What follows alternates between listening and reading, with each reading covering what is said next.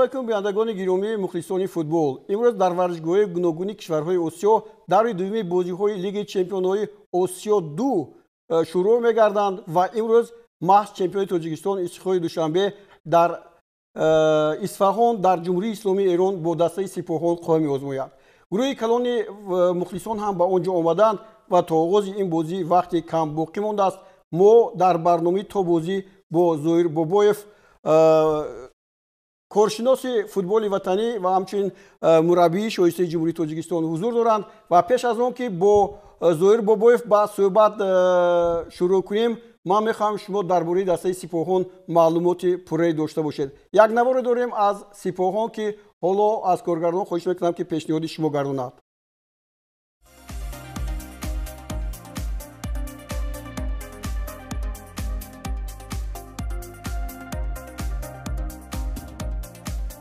клуби футболи сипоҳони эрон аз шаҳри исфаҳон буда аз беҳтарин клубҳои лигаи бартари халиҷи форс ба ҳисоб меравад ва таърихи 70-сола дорад. он ба ширкати исфаҳон муборак стил тааллуқ дорад.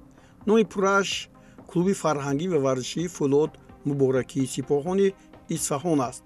бо лақаби тӯъфони зарди осиё машҳур гаштааст. сипоҳон бозиҳои хонагии худро дар варзишгоҳи нақши ҷаҳон мегузаронад ки ғунҷоишаш 76 000 нафар мухлис аст. клуби футболи сипоҳон дар таърихи худ 10 ҷоми расмиро соҳиб шудааст.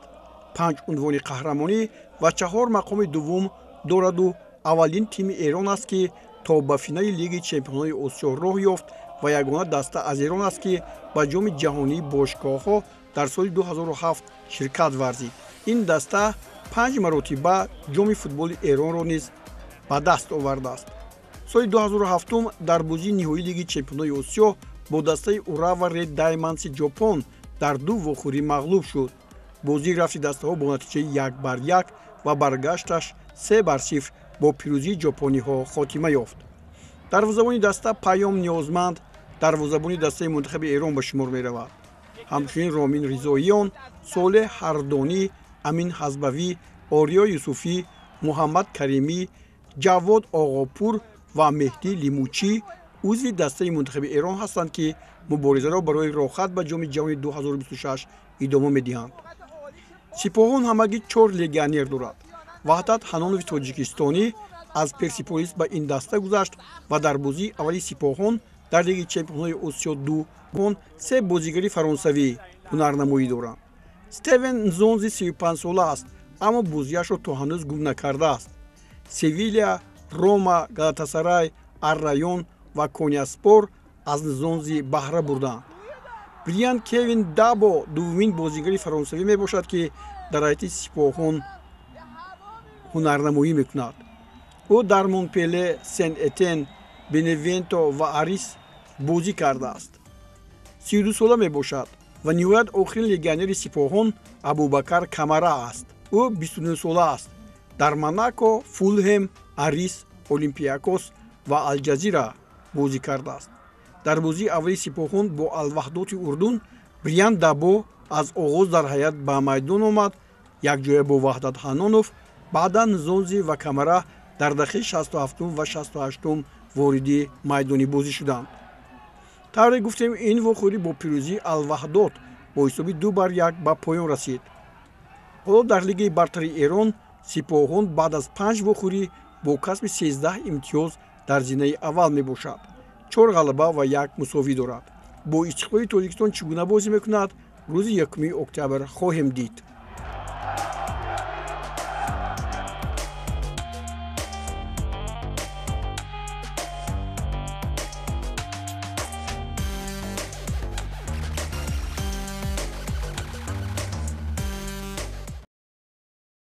خب توجه دوستان گرامی بسیار دسته هست که پرقوت و فکر میکنم که امروز بازی نهایت جالب رو ما خواهیم دید، زیرا که در این برنامه تا بازی که شما میبینید ما با شما خواهیم گفت که چرا این بازی زیبا خواهد بود. خب زهیر بابایف خوش آمدید به برنامه ما. البته شما الکی شنیدید که این دسته آسانگذار نیست. چی بازی رو ما انتظار میشیم از استقلال دوشنبه؟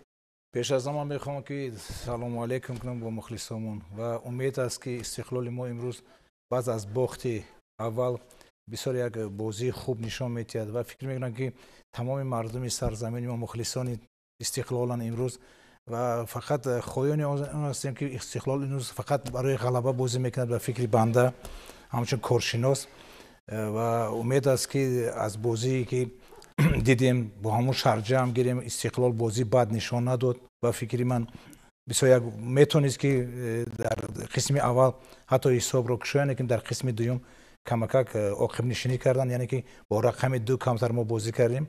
از همین نیاز ما گفتم ممکن است که باختیم و فکر میکنم که بازی باید که امروز برابر شود. برای چی؟ برای که هر دو تیم هم اگر میخواییم اگر سپاهان 70 ساله و استقلال جوان از باخت سر کردن. بله. فکر میکنم که بعد این باخت مربیان ستاد مربیان چه کار کردن امروز ما میبینیم و یک بازی خوب انتظار هستیم. تشکر زیاد دوستان گرامی. طور الکی به شما گفتم گروه کلان مخلصان تاجیکستان هم با نزد سپاهان و استقلال با شهر اینجا اصفهان رفتند و از اونجا مخبران ما هم برای ما گزارش تیار کردنشون ضرورت داشت، ولی تا حال با ما نبر تا اون زمانی که آنها با ما در تماس میشوند ما و شما باز ادامه این موضوع رو خواهیم دید. دیروز پیش از همه نشست مطبوعاتی مربیان هر دو دسته ها بود و مربی دسته سپاهان گفت که درباره استقلال معلومات دقیقی ندارد، اما مربی ما اینجا پیش از همه علیشیر توختایف درباره با یک غلبه یا خود یک مساوی برگشتن از ایران چنین هم گفتند. حالا از کارگردان خواهش میکنم که این مصاحبه مربی رو به ما پیشنهاد کنند. В последних матчах мы не можем взять очки и не можем забить, но к этой игре мы также планово готовились, проинформированы о нашем сопернике.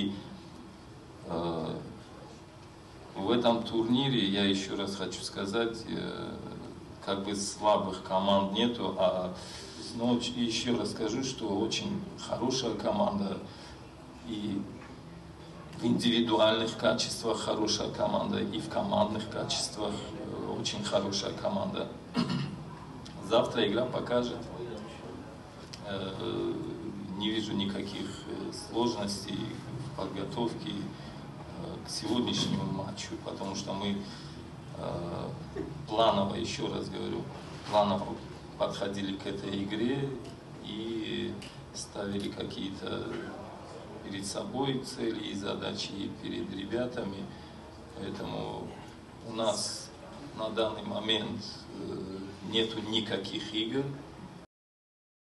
خب طور دیدید اینجا در این مصاحبه ما سوال از آن بود که حالا این لحظه های تاجیکستان وارد ورزشگاه می شود. خوب فوتبالبازان ما الکی هیچ دسته هم الکی آماده شده است که به اینجا براید. خوب هیچ دسته ها هم معین شده است فوتبالبازان ما به اینجا میآیند. پیش از همه اینجا سوال بود که برای چی دسته استقلال در واخوری هایی که آخر داشت اینقدر با کامیابی موفق نمی شود، یعنی 3 باخت و 1 مساوی. این میگه نشان دهنده همین سوس شدن استقلال نیست؟ هم اینا هم آن گفتم میتونم برای چی که پیش از حالا یک لحظه دیگر به من اشاره میکنند که اینجا باید علیشیر توختایف باید پیش از بازی مصاحبه بدهند و ما هم اینجا آماده هستیم که اول علیشیر توختایف رو بشنویم پیش از به ورزشگاه در اومدن و بعدا درباره آن که اولو پرسیدم از شما بازی های ناخدار خوبی استقلال در وقتی اخیر که حتی از ریگریتا دست هم مغلوب شد در جام تاجیکستان از این صحبت کنیم. Вчера заключительную тренировку перед этой игрой оттренировались, все хорошо, ребята все чувствуют себя хорошо, все в порядке и готовы к игре, и, возможно, игра покажет все. خب طور جدید بگویند که بچه ها همه آماده هستند و امروز با یک طبع بلند میتونند که در این بازی شرکت ورزند. خوب دسته ها هم میبینیم در اینجا در ورزشگاه لکه با بدنگرم کردن شروع کردن. خب بیاید با همون مسئله که اینجا ماست با مربی ما سوال از روزنامه‌نگاران ایرانی بود که استقلال در بازی‌های آخرینش با موافقت نویل نمی‌شود، یعنی ضعیف شده است. من فکر میکنم باز از رفتن سرمربی کمی که اجیت ما اگر گریم روحانی روشناسی میگیم ربانی یعنی که یک در یک کماند یک تکان میشود. لیکن استقلال تیمی نیست که مثلا اینکه بازیاش باخته است، که در جای اول است. اینا باید حس کرد که نو وابسته استقلال بازیاش در چمپیونات چند بازی که بود در جای اول است. بعد میبینیم که از جاهای دوم و سوم بسیار ده ها خال زیاد دارد. جهتی اگر ما جام گیریم 2-0، یعنی که ممکن که از جهتی اگر فکری نگاهی من از جهت استراتژی ما گیریم اگر برای سوس کردن حریف، یعنی حریف البته تماشا میکنن هر یک بازی شما جای سخت است شما. من فکر میکنم اگر من سرمربی سپاهان میشدم من استقلال رو نمیفهمیدم، چون سرمربی هم گفت است من نمیفهمم استقلال، یعنی استقلال فهمیدن دشوار. استقلال دیگر مقصد دارد. استقلال مقصدش که در همین تمام هستیش در همین جام میتیاد. ما فکر میکنم پیروزی ها میشد استقلال.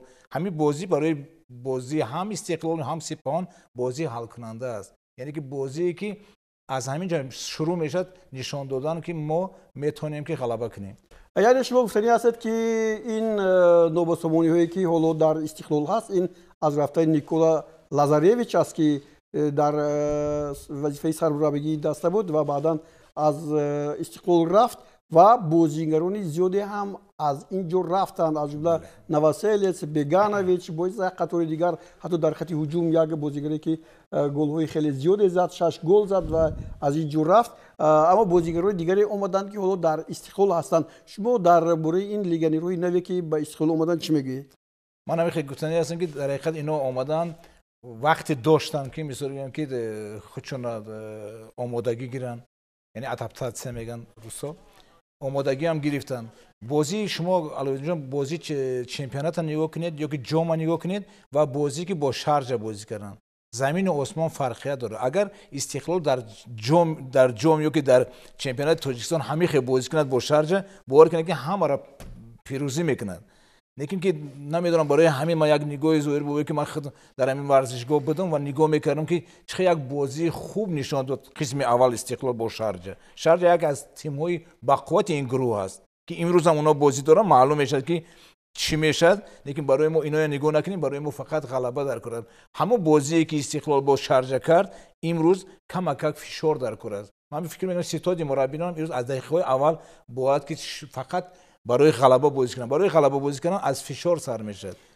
در حقیقت درست است. علیشیر هم باوری دارد که در اینجا ما غلبه بکنیم. حالا دوستان گرامی وقتی اون رسیده است که ما یک تبلیغ و تشویق داریم به شما پیشکش کنیم و بعدا برمیگردیم به برنامه. طوری گفتیم حالا در ورزشگاه فوتبال بازان سپاهان و همچنین استقلال بدنگرم میکنند و بیاید در این باره گپ زدیم که نسبت به بازی که پیشین بود تغییرات در حیط دسته استقلال نیست، اما در حیط دسته سپاهان تغییرات هست، زیرا که در دقیقه دومی وقتی بازی یکی از بازیگری اونها محافظتگر کارت سرخ گرفته بود و او رو عوض کردند. خوب در اینجا ما میبینیم که موریدین حسنوف در دروازه است.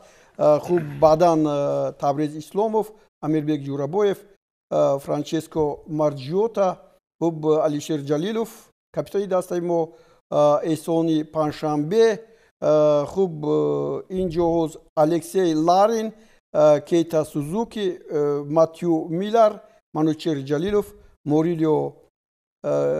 موریلیو از برزیلیا و طوری گفتم این بازیگرانی هستند که در دسته ما از دقیقه اول به میدان میاد. یعنی حیث اساسی دسته استقلال مثل اون که در بازی اول با شارجه بازی کرد همون طور است. ما میگیم اگه سرکره از دروازه‌بان ما دیفو را کم گپ بزنیم، دیفو هم میگیم اگه تا گل خوردن به درجه بلند بازی کردن، یکی با صفت اعلی اگه خطایی نمیکنیم، اما اگر هم دیگر فهمی خوب و دروازه‌بان اگه یا دروازه‌بان جوانی که ما باوری کردیم بسیار یک چند گل ها رو گفتن ممکنه که از دروازه خود ایمین گردونه که خوب برآمد کرد. ما اگر نمیگیریم که در جام تاجیکستان یا که در چمپیونات در همین بازی با شارجه خوب برآمد کرد. همین جای کمبودی همین که کمک هوشیاری از دست ندن دیفوگران اصلا مرکز یعنی که خطای مرکز سر شد در بازی شارجه که بعد در دروازه‌بان گل خورد اگر کی که خطایی نکنه دیگه بازیگران باید شو کنن آماده باشن که خطایی و اصلاح کنن باید همین فکر می‌کنم همین مربیای ما کار کردن از همین جهت نیازی که وقتی ما توپ از دست میتیم باید چیکار کنیم یعنی از کمبودی در بازی اول بود همین طور من حالا از کارگردان خواهش میکنم که این بازی که ما نوارهایش رو داریم استقلال با شارجه در شهر دوشنبه این نوارها رو پیشکش ما کنند ما بعداً گفته میتونیم که در اینجا چه اشتباه‌ها بود و چگونه حالت رو خواهد داد و به هر نوع بازی استقلال بد نبود اونها هم امکانیت‌های خوبی گلزنی در اون بازی داشتن ما در قسم اول میتونستیم واردی دروازه حریف یک گل زنیم مثال میتونستیم افسوس که کمک بسا رستمیگی راه میتیم همین جای از هم علایه جان کمبودی ما داریم که با توپ ما بسیار یک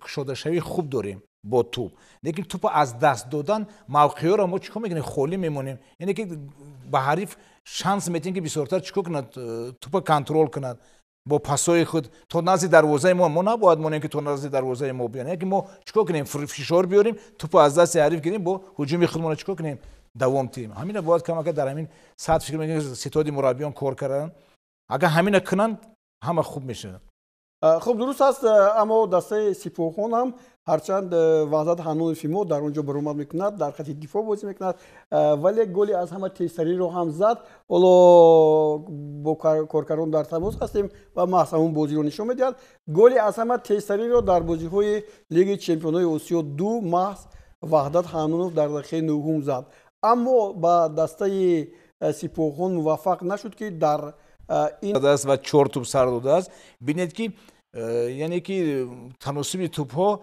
هجوم خوبتر است پلیس 4 یعنی که هجومش خوب است از این میبینید که هجوم و که مرکز یعنی که نیم محافظتگرا اینجا ما میبینیم که ضعیفیش در دفاع است در دفاع و دروازه‌بان است یعنی که 4 توپ سر دادن در 5 بازی این خوب نیست به فکر من بله در خط همین گونه هم هست امروز من فکر میکنم که خط هجومی دسته تاجیکستان استقلال باید از هر لحظه استفاده برد برای چی برای اون که در بازی‌های آخری که من میبینم در هم چمپیونات تاجیکستان هم در بازی‌هایی که دسته منتخب تاجیکستان بازی میکند ضربه ها کمتر هستند ما از ضربه ها کم استفاده بریم برای این باید ما پیش از همه آمادگیمون گیریم در گفتیم که در از جهت فشار آوردن یعنی که فشار آوردن با سیستم بازی تیم ما وقت می‌سازیم که از دفاع شروع نکنیم از دفاع همیشه که با غلبه نویل شدن لیکن ما فکر می‌کنم تیمی که می‌خواهد